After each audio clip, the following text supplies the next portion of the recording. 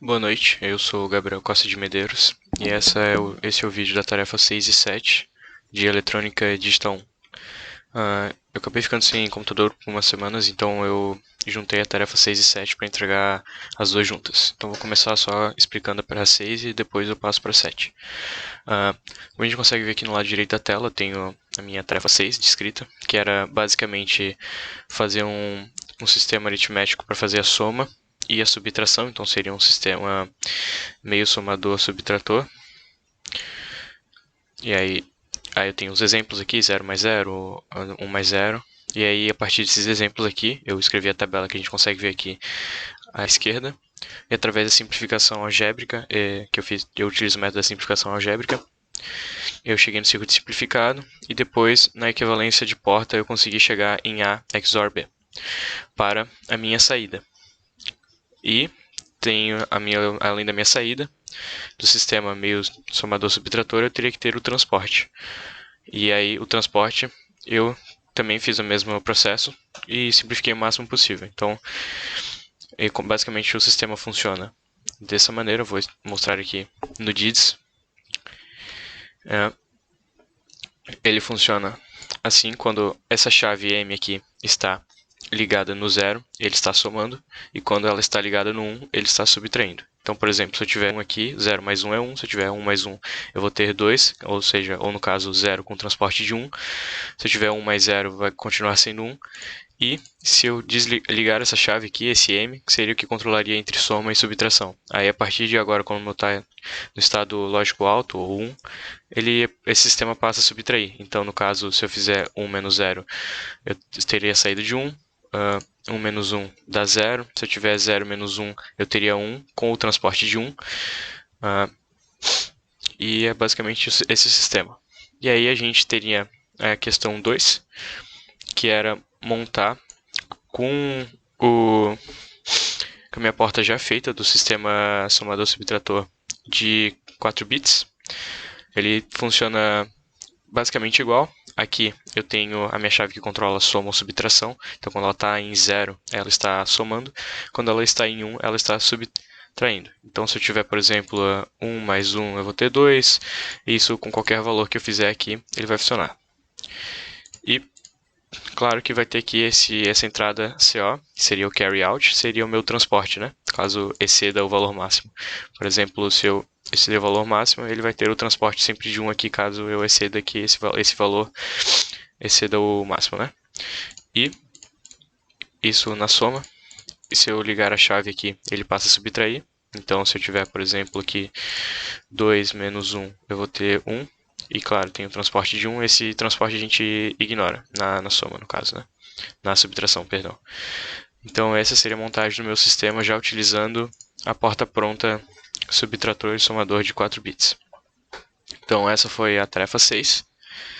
Eu tenho aqui os dois sistemas montados. E partindo agora para a tarefa 7.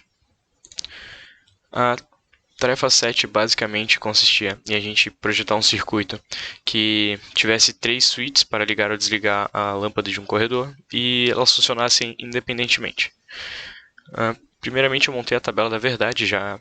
Assim, uma coisa interessante que eu percebi na hora de montar a tabela da verdade é que eu sempre imaginei como se eu estivesse andando pelo corredor e indo acendendo e apagando as luzes.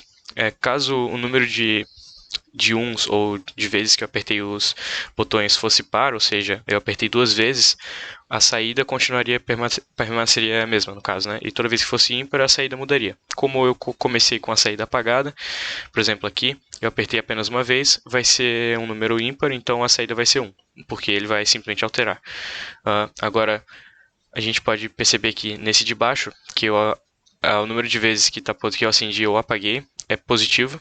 Positivo não, desculpa, é par. Então a saída vai ser o estado inicial, porque se estivesse apagado eu teria acendido e apagado de novo, se ele estivesse aceso eu teria acendido e apagado de novo. Então a partir dessa lógica eu construí a tabela da verdade e de novo eu utilizo o método da simplificação algébrica e depois a equivalência de portas.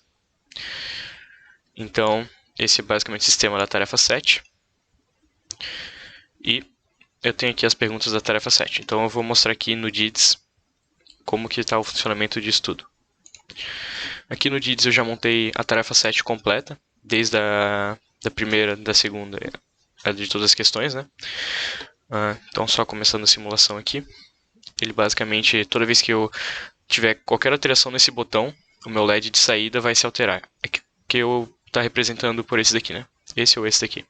Então, qualquer alteração que acontecer, ele vai mudar, independente do que qual botão apertar, ele vai sempre ocorrer uma alteração ali no estado lógico. No caso dessa saída e dessa daqui que estão ligadas iguais. Então, essa primeira parte aqui seria a parte 1 da minha tarefa.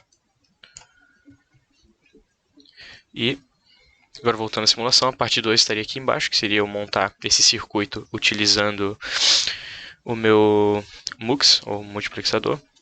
O que eu fiz aqui? Eu fixei em estado lógico 1, a partir dessa tabela, todos os valores 1s. Então, e fixei em estado lógico 0, ou baixo, todos os valores aqui da tabela que estariam em 0. E utilizei os mesmos botões que eu estava utilizando na primeira parte, como entrada desse multiplexador. Então, vai ocorrer da mesma coisa. A saída desse multiplexador, no caso, seria essa de baixo aqui. Como a gente pode ver, ela vai estar sempre em conjunto com a de cima, porque eles são sistemas diferentes, porém que executam a mesma função. E a terceira parte dessa tarefa seria eu fazer um demultiplexador que mostrasse em qual parte da tabela está sendo o número 1, no caso. Então, eu já botei a tabela aqui para auxiliar. Então, por exemplo, quando eu tenho 001, é para ele mostrar 1 no segundo valor. Então, quando eu tenho 001, ele vai mostrar 1 na segunda saída aqui, no segundo, no caso. Quando eu tenho 010, ele mostra no terceiro, como aqui na tabela. Quando eu tenho 100, que 100 ele vai mostrar aqui, igual na tabela. Quando eu tenho 111, ele vai mostrar lá embaixo, igual na tabela. Então, está aqui a tarefa 7. Lembrando que essa parte de cima era a primeira parte da tarefa, a segunda era fazer o mesmo circuito com o multiplexador e a terceira parte seria usar o demultiplexador para mostrar a tabela aqui na lateral. Então essas foram as tarefas 6 e 7 de engenharia eletrônica da matéria eletrônica digital 1.